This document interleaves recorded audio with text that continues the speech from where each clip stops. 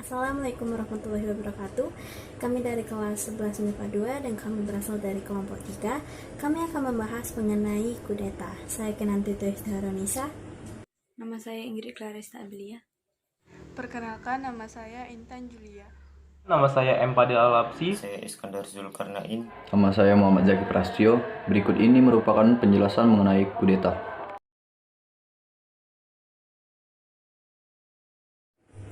Kudeta merupakan suatu upaya yang dilakukan oleh sekelompok orang untuk mengambil alih kekuasaan pemerintahan ataupun menggulingkan kekuasaan pemerintahan. Nah, hal ini biasanya dilakukan dengan kekerasan ataupun kegiatan anarkis lainnya. Kudeta ini tidak seperti revolusi.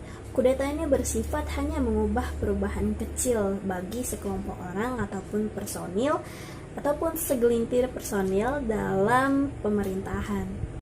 Kudeta sendiri berasal dari bahasa Prancis.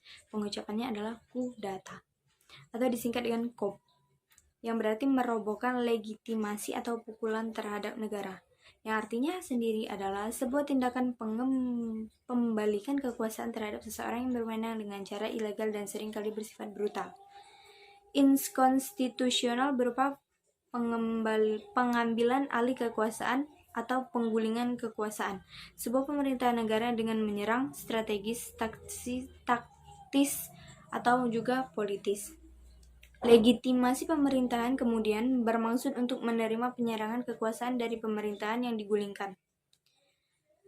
Kudeta sendiri akan sukses apabila terlebih dahulu dapat melakukan konsolidasi dalam pembangunan adanya legitimasi sebagai persetujuan dari rakyat serta telah mendapat dukungan atau partisipasi dari pihak militer dan juga non-militer.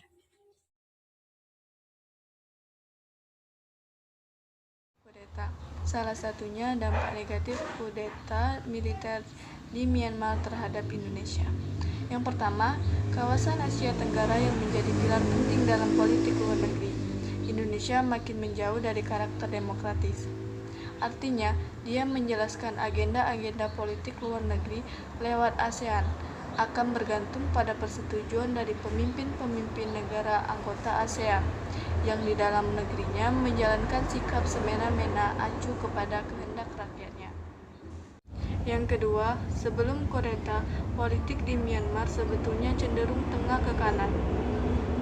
Artinya, pemerintah yang berkuasa cenderung mempertahankan status quo dengan militer yang walaupun tidak memegang kekuasaan penuh, tetapi tetap menentukan kebijakan politik luar dan dalam negeri. Untuk mengenai dampak positif dari kudeta itu tidak ada, dikarenakan kudeta merupakan suatu tindakan yang ilegal dan suatu tindakan yang bisa jadi brutal.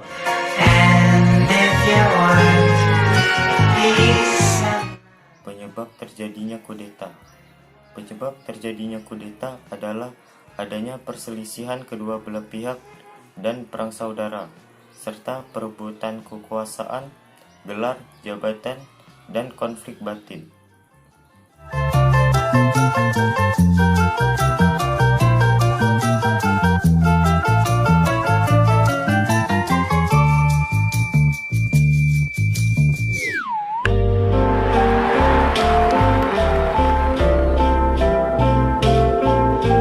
Tadi penjelasan singkat mengenai kudeta dari kelompok 3. Kami akhiri. Assalamualaikum warahmatullahi wabarakatuh.